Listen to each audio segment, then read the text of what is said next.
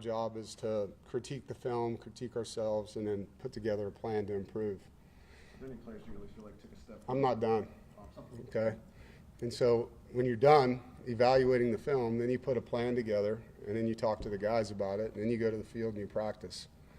And the guys have done a great job of trying to get better every day. Any players you feel like took a big step from week 1 to week 2? I think on the offensive line, you know, we played some young guys. So Kamen Smith got significant reps. Spike Souls got significant reps. It's the first time Teague and Jalen Grant have played next to the guys they were playing next to. And so the chemistry of that group will continue to improve. There's a lot of emphasis on that this week in practice. We talked after the game about kind of knowing, at least having a sense that that might be the play that they ran.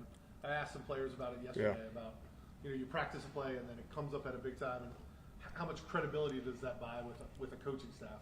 And they mentioned just like, Yeah, especially in the first game. right. Because there's a lot of things that you're not sure if they've changed.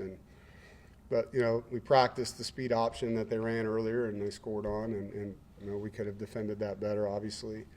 The pick play that they ran, it's a bootleg where you're cracking and sneaking a guy out. We practiced that 20 times, you know. And so, to your point, when the players feel prepared, and it's like studying for an exam, you know, you get the study guide from the professor, you study it, you go to the test, and it's exactly what you thought. There's a lot of confidence you have right there. It's no different in how you're prepared by your staff. And so it definitely builds trust.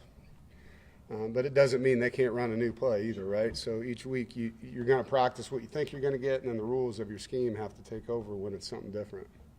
When you hired Coach Elliott in December, you didn't have a lot of time to work the portal. Would you use it a little bit and then use it again in the spring to fill needs? You know, what does that just say about kind of him and the staff? Yeah. Identify what they need and have time to It was impressive to watch him recruit, you know, and I've recruited against him. So, you know, when he was at other places that we competed against them, when he was at Kentucky, when he was at Florida State, when he was at Miami. So I knew that he was a diligent, hard-working recruiter that could build relationships. And when he got here, he assessed and then he went after it. And he did a great job. I mean, obviously, Kean Sloan, Sebastian Harsh, Kenny Soares, I mean, you're seeing these guys come in and make an impact in the scheme in areas that we needed to have different body types in. And then the high school guys, too. I mean, the two freshman linebackers from Texas, LaCorion and Kevon, are both going to be really good players for us, and those were part of his recruiting. What does that say about him, especially guys in the spring quarter like Sebastian and Kean, getting them to buy him right away and be impact players day one? Well, it helps when you have film on what you want to do, right? And so you can bring them in and show them what we were doing, show them the body types that we were playing with, show them how we want to evolve and how they're a missing piece. And so I think that's what guys in the portal want. They want to know that they're going to have a role. They don't want to transfer as a starter to a place to be a backup, right? And so if you're bringing in a nose guard and there's Brandon Cleveland, like, that's a hard sell, right? But when you're bringing in guys to play an outside linebacker position we didn't have on the team, it's not as hard a sell. And so it's just a matter of being able to prove it with video, because I think these guys, most of us now, are such visual people.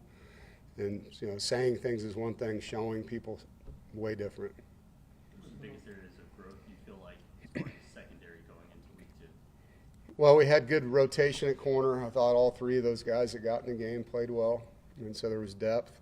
We tackled better at corner than I've seen us tackle in a game. Not just getting guys down, but, I mean, bang, bang, getting them on the ground, not dragging them.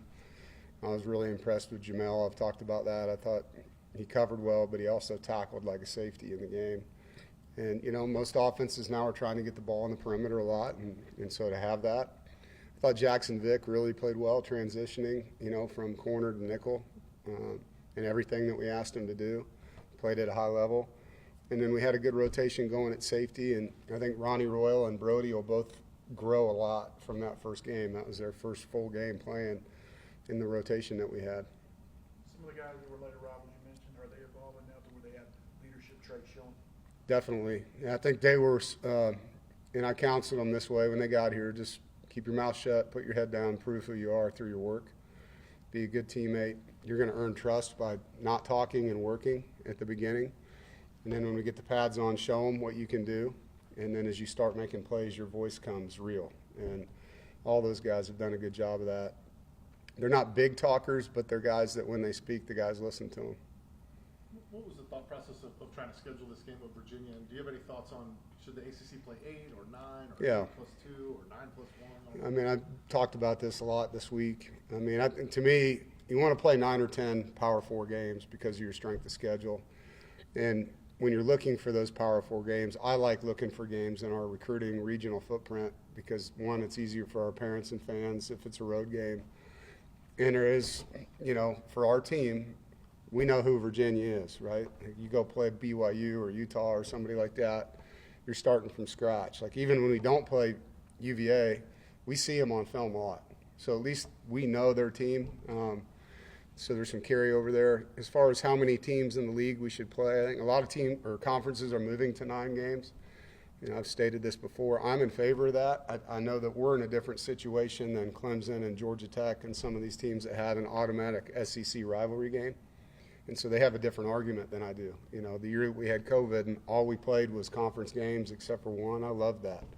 I love playing as many conference games as we can. But there's 2 sides to it, you know, and there's 17 teams that have a stake in how we do this. Jack's a unique position in this defense. How would you describe what that role is? It's kind of a hybrid.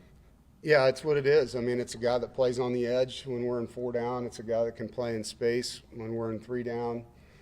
He has to be able to drop in coverage, obviously pass rush, and then defend the run like a linebacker. So it's a really versatile position. You see it played a lot in the NFL in the 3-4 schemes. I think 66% of the snaps in the NFL, you see a 3-4 structure. And so there's a lot of carryover. And those body types there's a lot of them in North Carolina, you know. And so I do like the fact that we're in this scheme now. You find a lot of lanky guys that can run and hit in this state, basketball guys that can transition into that position.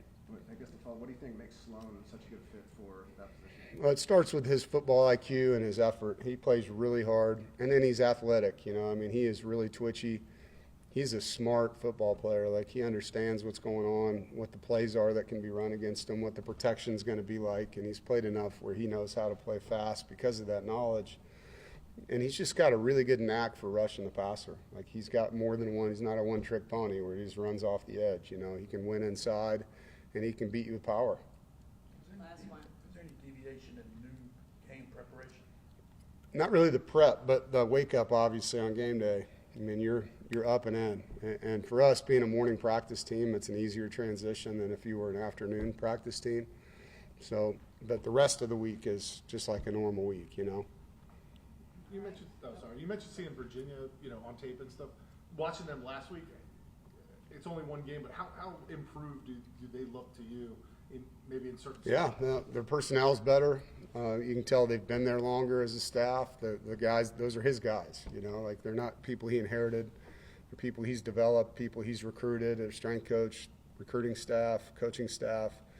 And, you know, when you're a new coach, you're inheriting a lot of players, and they become yours, you know, but you're also going to go recruit guys that you think might fit better in the systems that you run. And so it's his team. He did a great job getting long, big guys in the portal to help him on the line of scrimmage. And the receiver room is completely different. I mean, you can see that. So they've done a nice job advancing their program. And, you know, Tony's a great coach. He's got a really good staff. I'm not surprised, you know. I mean, the guy knows how to win games. All right. Thank you all. Everybody. Thank you. Appreciate it.